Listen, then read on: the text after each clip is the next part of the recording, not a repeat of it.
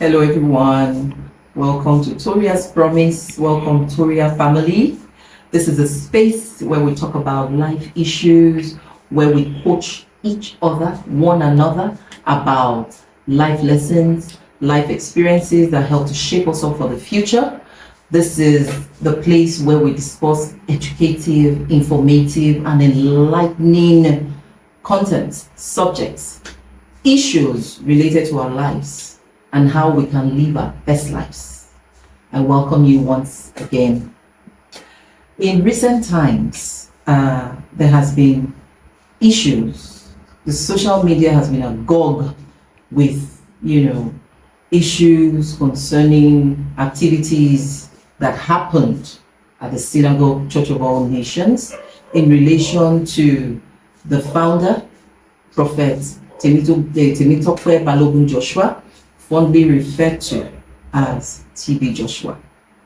The Synagogue Church of All Nations is a church that needs no introduction. Fondly referred to as the SCON, it has been referred to as a charismatic mega church. The Synagogue Church of All Nations has been in existence now for about 3 decades. It was founded in 1987. With a lone branch in Ikotun Egbe in Lagos State of Nigeria. The church has been under the leadership of Prophet TB Joshua, Prophet Temitope Balogun Joshua, who passed on June 5, 2021. He was born on June 12, 1963, and he passed on at the age of 57. When Prophet TB Joshua was alive, he commanded almost like a cult following. He had members from all over the world, members who revered and regarded him as one of the greatest prophets that ever lived. And that could be seen through his activities, his prophecy, the grace of God upon his life, according to how people put it. Prophet TB Joshua was known for his benevolence, his philanthropy, his charity works, not only in Nigeria, but all over the world. Prophet TB Joshua was known to be there for the widows, for the sick, the dying, the weak. His miracles, the miracles he performed, preceded him. And people all over the world revered this man. He visited a lot of countries and he was given a hero's welcome. He was welcomed by kings, presidents, and the like. He had received so many awards because of his good works and all the things he has been known to do. But after his demise, his wife took over the leadership of the church, and this did not come with a lot of opposition, confusion, chaos from members of the church who felt she was not qualified spiritually and otherwise to lead the church. But she, on the other hand, with some other members also, felt she was the right person to take over the leadership of the church after the demise of her husband, because she knew better what her husband's legacy was and felt she was in a better position to carry this legacy on. And that caused a lot of hue and cry. It caused a lot of hula baloo. It caused a lot of chaos and confusion, which led to some members of the church being allegedly accused of stealing a lot of money from the church and things like that. But that's really not the issue for today. The issue of today is the accusations, that has been leveled against Prophet TB Joshua by many of the members of this church, some of whom were there when he founded the church, some of whom joined later, but a lot of people are now coming up. Recently, the BBC brought on an interview which they conducted.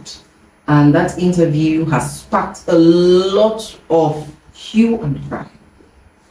With me today is a lady and her daughter who were beneficiaries of Prophet T.B. Joshua's benevolence and who have been affected by all this talk.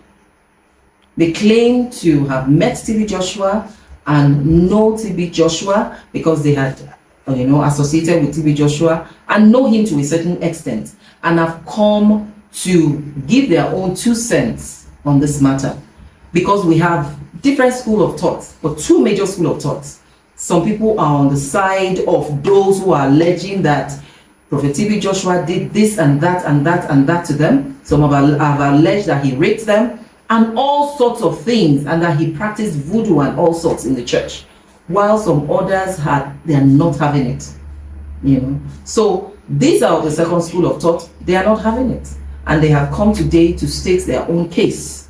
Welcome. Thank you, my sister. Madam Augusta Waru, a professional nurse, and her daughter Miracle, an undergraduate. Thank you so much. So my sister, me have done a lot of talking. I would allow you to, enlighten us. What do you want to tell us? What is your take on this matter? How did you meet Prophet T.B. Joshua? Tell us about your association with T.B. Joshua. Tell us what you know about T.B. Joshua. Thank you, my sister.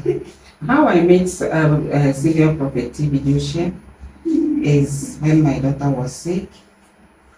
My daughter, she was sick, very sick. They hit her with a stick at school. Who hit her with a stick at school? A teacher, one of the teachers. So that's where the problem started. She couldn't walk again for 8 months. So I took her to so many hospitals, spent a lot of money, conducted a lot of tests. They couldn't find anything in that test. So finally, one of the doctors that I met at last advised me to go to Synagogue. She asked me at first, which country am I from? I said, I'm from Nigeria. She said, but you guys have a lot of powerful man of God in Nigeria. Go to T.B. Joshua. Your daughter's case is not a medical. The doctor told you that? Yes. Your daughter's case is not a medical case. It's a spiritual case. So go to Synagogue. Or else, I give you 2 weeks, you will lose her. So that's when I went home. I went back home, then prepare, and then flew her to Nigeria. So on reaching to Nigeria, that was on a Easter day. So they told us that we can't get in because she was in a wheelchair, she was not walking. So even the bladder, she can't control her bladder.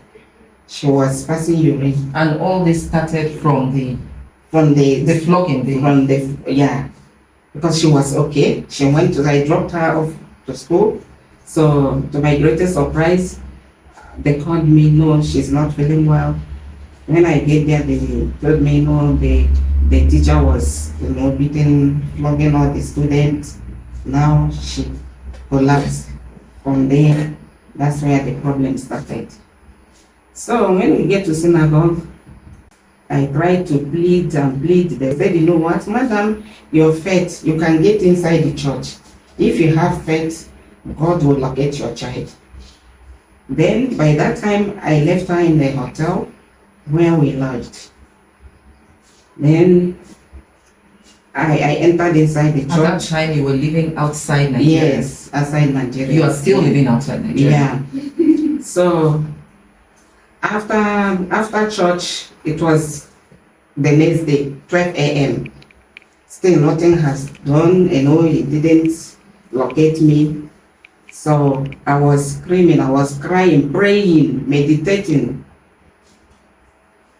Then after that, one of the driver who dropped us to church went and picked my daughter because my daughter now is worried. Okay, you left her in the hotel. Yes. You were in the church. Yes.